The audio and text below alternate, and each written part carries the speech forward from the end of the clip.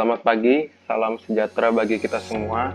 Perkenalkan, nama saya Rian Budianto, NIM 4311420065 dari Rombel K2B, Program Studi Kimia Murni, Fakultas Matematika dan Ilmu Pengetahuan Universitas Negeri Semarang.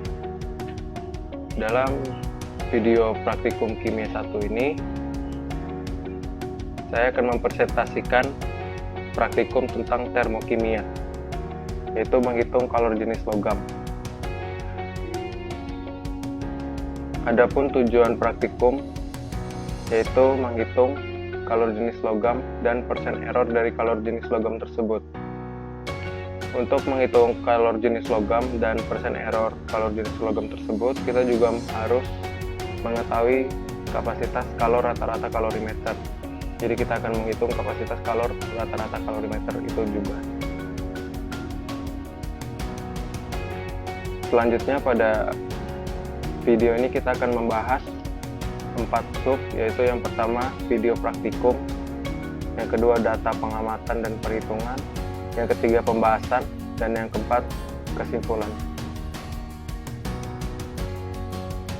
Untuk yang pertama video praktikum, berikut video praktikum.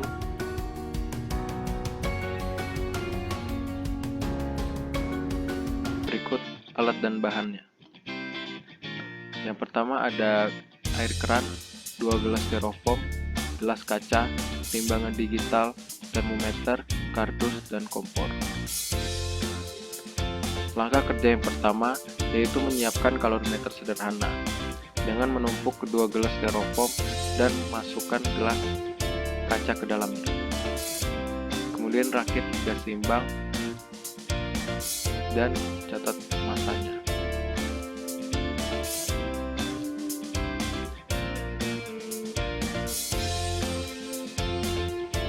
Selanjutnya, masukkan 50 ml air dalam rakitan cangkir dalam styrofoam.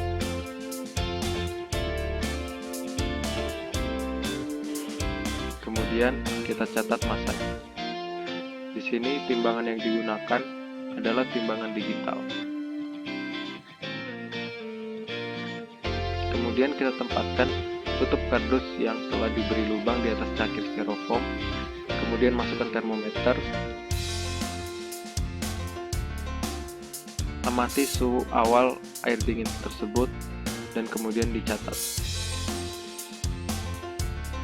Selanjutnya, kita akan menimbang wadah stainless steel yang berguna sebagai pengganti dari gelas beker.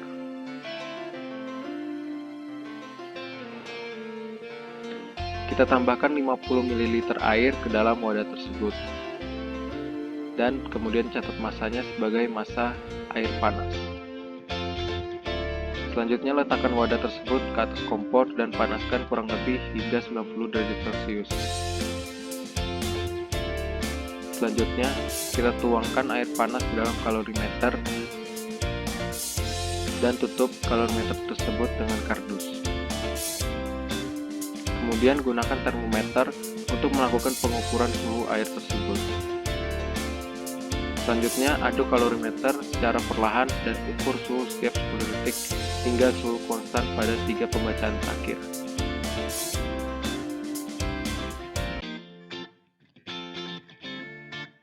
Alat dan bahan ada kardus, 2 buah styrofoam, panci, timbangan digital, 2 gelas kaca, koin logam, termometer, air, dan kompor. Langkah kerja yang pertama adalah menimbang sampel logam yang digunakan dalam percobaan. Kemudian kita catat masanya. Kemudian kita masukkan sampel logam ke dalam gelas kaca dan tempatkan di dalam panci yang berisi kurang lebih 150 ml air.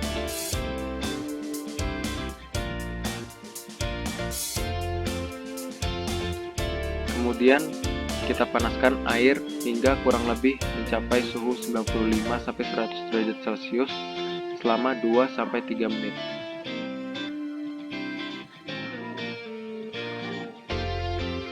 catat suhu air panas ini sebagai suhu awal sampel logam. Sementara itu, kita timbang kalorimeter.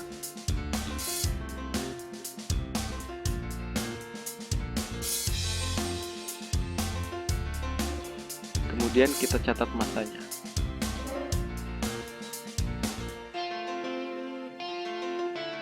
Kita tambahkan 40 ml air ke dalam kalorimeter. Kemudian kita keluarkan gelas kaca yang berisi sampel logam dari air panas dan dimasukkan ke dalam kalorimeter dan segera ditutup. Suhu dipantau dengan melakukan pembacaan suhu setiap 10 detik hingga pada suhu konstan pada 3 pembacaan terakhir dan catat sebagai suhu akhir kalorimeter. Dan yang kedua adalah data pengamatan dan perhitungan. Data pengamatan yang pertama yaitu menghitung kapasitas kalor rata-rata kalorimeter. Untuk data suhu kita dapatkan seperti di bawah ini dengan 3 pengukuran konstan terjadi pada suhu waktu detik ke-50, detik ke-60, detik ke-70 dengan suhu 46,5 derajat Celcius. Pada percobaan kedua, kita juga mendapatkan suhu konstan pada 3 pempecahan terakhir, yaitu pada detik ke-50, detik ke-60, dan detik ke-70 dengan suhu 45,6 derajat Celcius. Dari pembacaan data, kita dapat bahwa massa kalorimeter yaitu sebesar 6,6 gram pada percobaan pertama, dan pada percobaan kedua didapatkan sebesar 6,5 gram. Kemudian massa air dingin atau massa air yang berada di dalam kalorimeter yaitu sebesar 2,3 gram. Pada percobaan kedua sebesar 2,1 gram. Suhu awal dari air dingin adalah 29,9 derajat Celcius dengan percobaan kedua yaitu 29,5 derajat Celcius. Massa air panas sebesar 2 gram pada percobaan yang pertama dan 2,2 gram pada percobaan kedua. Dengan suhu awal yaitu 90,90 derajat Celcius dan pada percobaan kedua yaitu 86 derajat Celcius. Suhu akhir sistem yaitu atau suhu air dingin tambah panas dalam kalorimeter yaitu sebesar 46,8 derajat Celcius dengan percobaan kedua yaitu 44,5 derajat Celcius.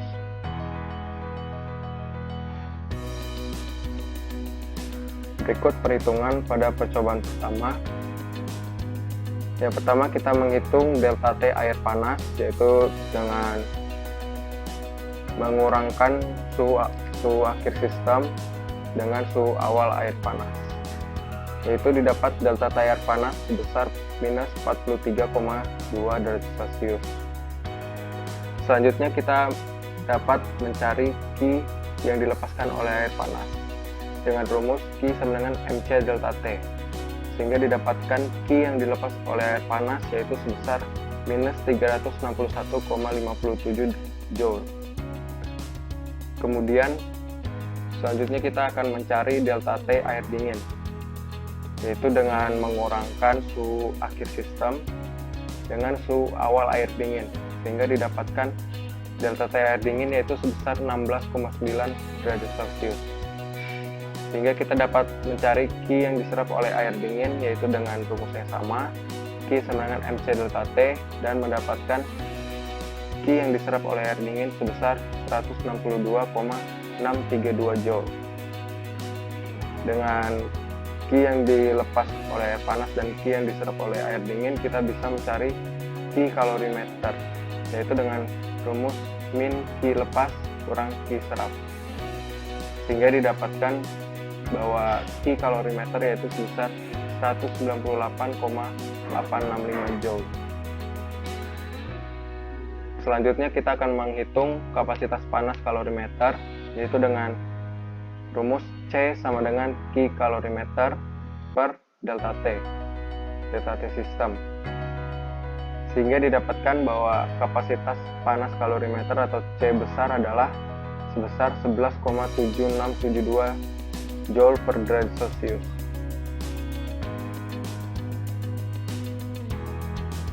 Sama dengan percobaan kedua, namun hanya berbeda dengan data yang didapatkan. Pada percobaan kedua, delta T air panas yang didapatkan sebesar minus 41,5 derajat Celcius dengan Q yang dilepaskan oleh air panas yaitu sebesar minus 381,9992 Joule. Kemudian delta T air dingin didapatkan sebesar 15 derajat Celcius dengan Q yang diserap oleh air dingin yaitu sebesar 138,072 Joule. Dengan data tersebut kita dapat mencari Q kalorimeter yaitu sebesar 243,9927 Joule dan didapatkan kapasitas panas kalorimeter dari percobaan kedua ini yaitu sebesar 16,218 Joule per derajat Celcius. Dari kedua data kapasitas kalorimeter tersebut, kita dapat mencari rata-rata dari kalorimeter tersebut, yaitu dengan merata-ratakan kapasitas kalor yang didapat pada percobaan pertama dan percobaan kedua. Pada percobaan pertama didapatkan kapasitas kalorimeter sebesar 11,7672 Joule per derajat Celcius, dan pada percobaan kedua didapatkan sebesar 16,2618 Joule per derajat Celcius, sehingga didapatkan kapasitas rata-rata kalorimeter yaitu sebesar 14,0245 Joule per derajat Celcius. Selanjutnya, pada perhitungan yang kedua, berikut data pengamatannya, yaitu menghitung kapasitas kalor jenis logam dengan data pengamatan suhu seperti di bawah ini. Kita dapatkan bahwa pada 3 pembacaan suhu terakhir, suhu tersebut telah konstan, yaitu pada detik ke-50, detik ke-60, detik ke-70 dengan suhu 30,2 derajat Celcius. Pada percobaan kedua juga sama, pada 3 pembacaan terakhir yaitu detik ke-50, detik ke-60, dan detik ke-70 dengan suhu 30,3 derajat Celcius. Kita juga dapat bahwa massa logam sampel logam yaitu 5,3 gram pada percobaan pertama dan 5,5 gram pada percobaan kedua dengan suhu awal sampel logam yaitu 93,5 derajat Celcius, dan pada percobaan kedua yaitu 92,6 derajat Celcius. Dengan suhu akhir sistem atau sampel logam dalam air di kalorimeter didapatkan pada percobaan pertama yaitu 30,4 derajat Celcius dan percobaan kedua sebesar 30,6 derajat Celcius. Kemudian massa air dalam kalorimeter yaitu sebesar 42 gram dan pada percobaan kedua sebesar 42 gram juga. Suhu awal dalam kalorimeter adalah 30,3 derajat Celcius pada percobaan pertama dan 30,4 derajat Celcius pada percobaan kedua.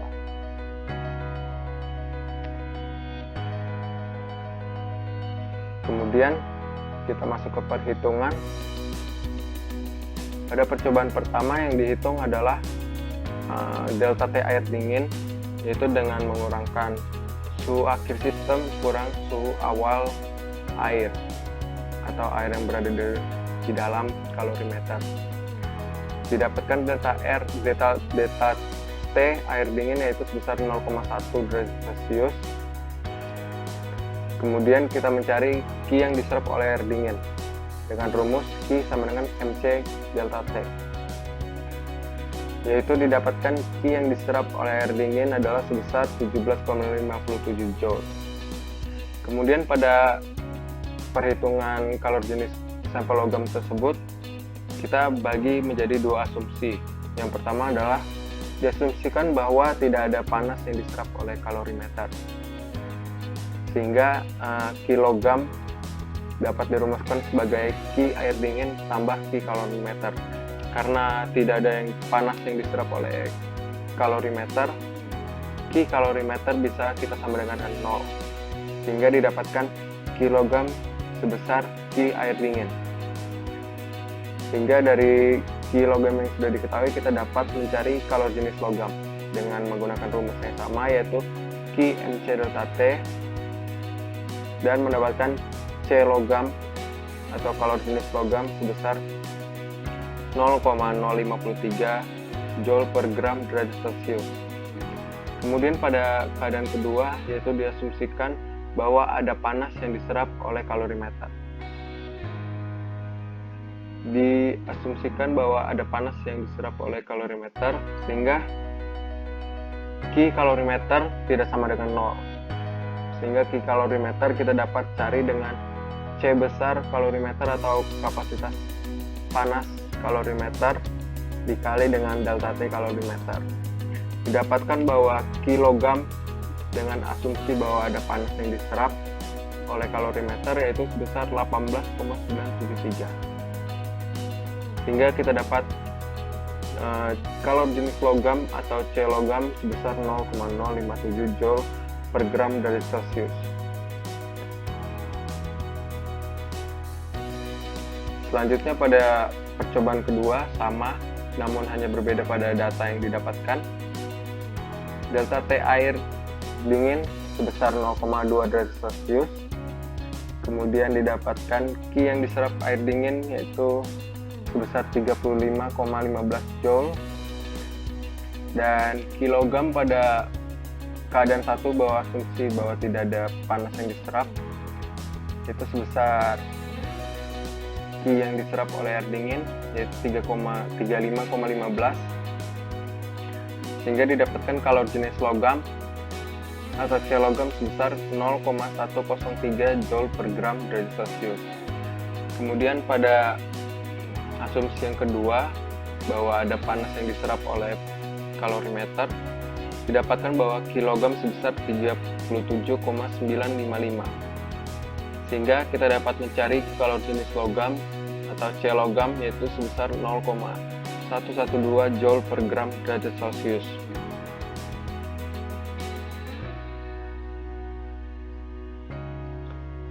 Dari kalor jenis yang kita dapatkan, kita bisa mencari rata-rata kalor jenis logam. Jadi pada keadaan yang pertama bahwa asumsi bahwa tidak ada panas yang diserap oleh kalorimeter, kita mendapatkan bahwa kalor jenis rata-ratanya adalah sebesar 0,078 Joule per gram derajat Celcius. Angka tersebut didapatkan dari rata-rata kalor jenis pada percobaan pertama dan percobaan kedua dengan asumsi yang tidak ada kalor yang diserap oleh kalorimeter. Kemudian pada asumsi yang kedua adalah ada panas yang diserap oleh kalorimeter yaitu sebesar 0,85 Joule per gram derajat Celcius. Kemudian dari hasil kalor jenis rata-rata logam tersebut, kita bisa mencari persen error kalor jenis logam berdasarkan kalor jenis dari tembaga. Jadi pada keadaan pertama, pada keadaan diasumsikan bahwa tidak ada panas yang diserap oleh kalorimeter, dapat dicari persen error dengan rumus selisih kalor jenis yang kita dapatkan dengan kalor jenis sesuai teori, yaitu kalor jenis tembaga, yaitu sebesar 0,4 Joule per gram derajat Celcius, sehingga didapatkan selisihnya yaitu sebesar 0,322. Kemudian didapatkan angka persen error yaitu sebesar 80,5%. Kemudian pada keadaan yang kedua bahwa diasumsikan bahwa ada panas yang diserap oleh kalorimeter dengan selisih yang didapatkan yaitu 0,315, sehingga kita dapat angka persen error kalor jenis logam yaitu sebesar 78,75%.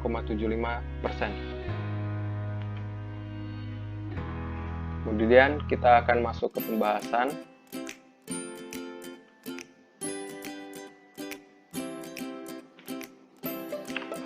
Baik, masuk pembahasan. Apa itu kalor jenis?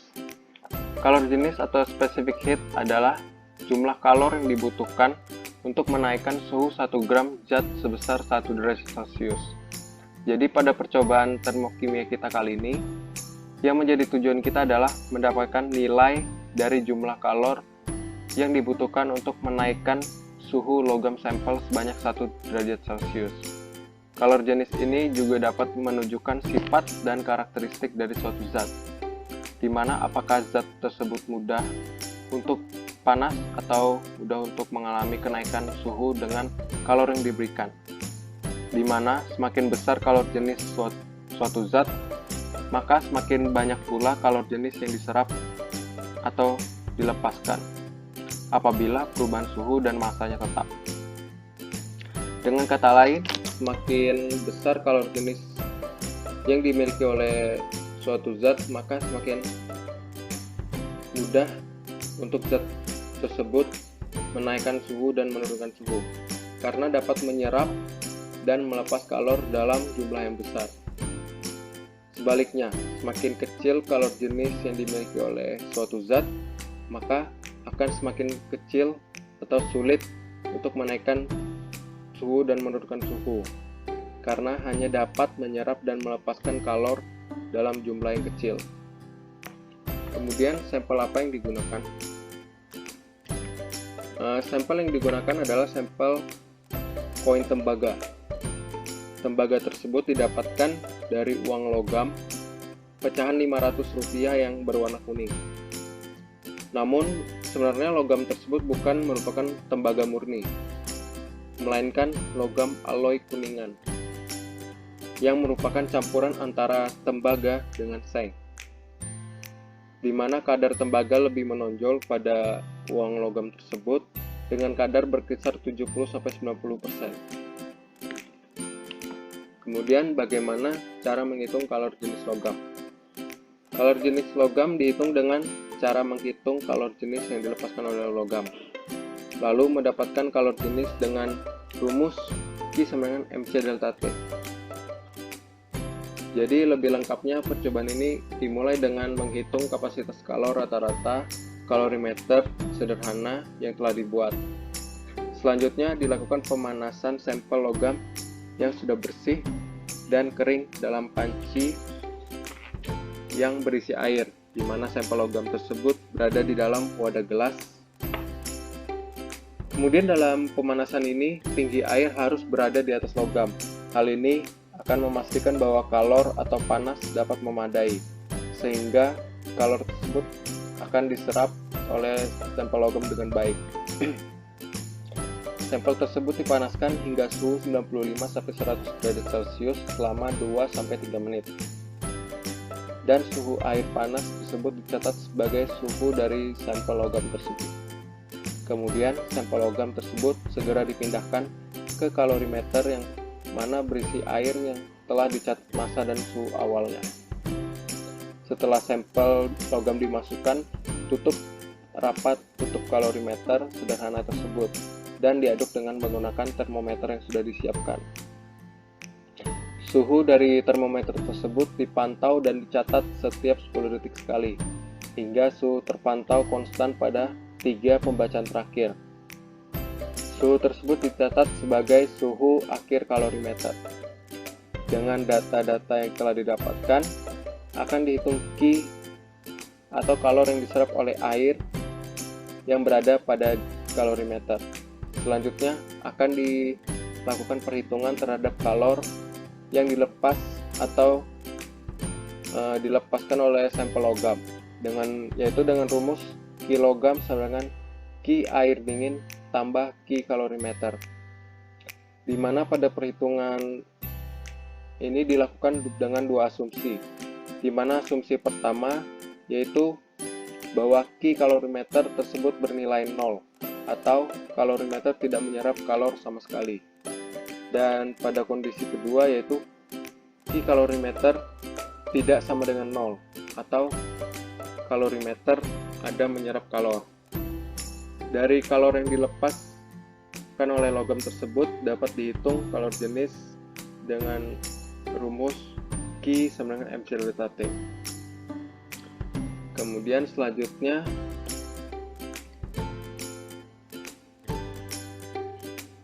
apa kapasitas kalorimeter harus diketahui. Kapasitas kalorimeter ini digunakan untuk mencari kalor jenis logam jika diasumsikan ada kalor yang diserap oleh logam. Seperti yang sudah dijelaskan sebelumnya, dalam mencari kalor jenis logam sampel ini digunakan dengan dua asumsi, yang mana dengan Q kalorimeter sama dengan 0 dan Q kalorimeter tidak sama dengan 0. Jadi untuk mencari kalor jenis dengan asumsi bahwa Q dari kalorimeter tersebut tidak sama dengan 0, maka diperlukan kalorimeter tersebut. Sehingga Q dari kalorimeter dapat dihitung dengan rumus Q kalorimeter sama dengan C kalorimeter kali delta T kalorimeter. Jadi untuk itu kapasitas kalorimeter atau yang dilambangkan dengan C besar tersebut harus dicari terlebih dahulu. Kemudian berapa kalor jenis logam yang kita dapatkan? Pada asumsi yang pertama bahwa Q kalorimeter sama dengan 0 atau kalorimeter tidak menyerap kalor, didapatkan bahwa kalor jenis logam rata-rata yaitu sebesar 0,078 Joule per gram derajat Celcius. Pada asumsi yang kedua yaitu bahwa Q kalorimeter tidak sama dengan 0 atau kalorimeter menyerap panas, didapatkan kalor jenis rata-rata logam yaitu sebesar 0,085 Joule per gram derajat Celcius, di mana angka tersebut didapatkan dari rata-rata kalor jenis logam pada trial 1 dan trial 2 dengan masing-masing keadaan asumsi. Kemudian hasil tersebut didapatkan dari perhitungan yang sudah sama kita lihat pada bagian data pengamatan dan perhitungan. Nilai kalor jenis sampel logam tersebut jika dibandingkan dengan kalor jenis air yang bernilai 4,184 Joule per gram derajat Celcius, yang mana lebih besar dari kalor jenis logam yang kita dapatkan. Dapat kita ketahui bahwa sesuai teori, di mana semakin besar kalor jenis suatu zat, maka semakin banyak pula kalor yang dilepaskan atau yang diserap apabila perubahan suhu dan masanya tetap. Dengan kata lain, semakin besar kalor jenis yang dimiliki oleh suatu zat, maka akan semakin mudah untuk zat tersebut untuk menaikkan dan menurunkan suhu, karena dapat menyerap dan melepas kalor dalam jumlah yang besar. Sebaliknya, semakin kecil kalor jenis yang dimiliki oleh suatu zat, maka akan semakin sulit zat tersebut melepaskan kalor dan menyerap kalor, karena hanya bisa menyerap dan melepaskan dalam jumlah yang kecil. Dapat disimpulkan bahwa air dengan kalor jenis yang lebih besar akan memanas lebih cepat daripada logam sampel yang kita gunakan, yaitu logam pecahan 500 rupiah kuning tersebut. Hal ini terbukti karena pemanasan dengan suhu yang sama dalam waktu yang sama antara air dan logam tersebut akan didapatkan bahwa air akan memanas lebih cepat dibandingkan uang logam. Kemudian, berapa persen error kalor jenis logam tersebut? Jadi dari percobaan tersebut, jika dibandingkan dengan logam tembaga murni, didapatkan persen error pada keadaan pertama yaitu Q kalorimeter sama dengan 0 atau kalorimeter tidak menyerap kalor sama sekali, itu didapatkan bahwa persen error sebesar 80,5%. Kemudian pada keadaan kedua bahwa Q kalorimeter tidak sama dengan 0 atau kalorimeter tidak menyerap panas, didapatkan sebesar 78,75%. Nilai tersebut didapatkan dari selisih yang didapatkan dari kalor jenis tembaga murni, yaitu sebesar 0,4 Joule per gram derajat Celcius. Nilai error atau persen kesalahan yang didapat cukup besar ini dapat dikarenakan sampel logam yang digunakan bukan merupakan logam murni seperti yang sudah kita bahas sebelumnya, melainkan sebuah logam alloy kuningan yang mana memiliki kalor jenis yang lebih kecil dibanding dengan tembaga murni. Faktor lain yang didapat yang bisa mengambil peran dalam angka error yang besar ini adalah kesalahan teknis dalam percobaan atau pengambilan data. Hal ini dapat terjadi karena keterbatasan alat dan bahan yang digunakan. Kesalahan dapat datang dari beberapa prosedur, seperti setelah sampel logam dipanaskan tidak segera digunakan atau tidak segera dimasukkan ke dalam kalorimeter. Hal ini dapat terjadi karena keterbatasan alat untuk memindahkan sampel logam panas yang memiliki suhu hampir 100 derajat Celcius tersebut, sehingga akan menyebabkan kalor yang ada di dalam sampel logam tersebut dapat keluar sebelum menuju kalorimeter. Kesalahan lain juga dapat datang dari prosedur pembacaan suhu kalorimeter yang bisa dikarenakan keterbatasan termometer yang digunakan serta kesalahan dalam pembacaan suhu, sehingga didapatkan persen error atau nilai kesalahan yang cukup tinggi. Dan sub yang terakhir yaitu kesimpulan.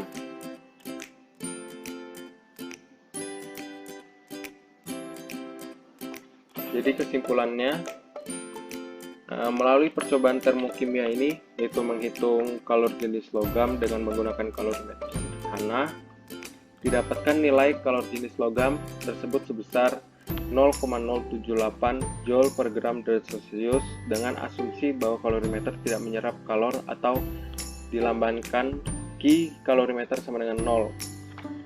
Sementara dengan asumsi bahwa Q kalorimeter menyerap kalor atau Q kalorimeter tidak sama dengan 0, didapatkan sebesar 0,085 Joule per gram derajat Celcius. Angka kalor jenis sampel logam alloy kuningan tersebut memiliki persen error sebesar 80,5% pada keadaan Q kalorimeter sama dengan 0 dan sebesar 78,75% pada keadaan Q kalorimeter tidak sama dengan 0 jika dibandingkan dengan kalor jenis logam tembaga murni. Hal tersebut dikarenakan sampel yang dianalisis bukan merupakan tembaga murni, melainkan logam alloy atau logam campuran, yaitu logam kuningan yang terdiri dari campuran tembaga dengan kadar 70-90% dengan seng. Selain itu juga terdapat bisa disebabkan oleh beberapa kesalahan teknis dalam melakukan percobaan serta pembacaan dan pengamatan data.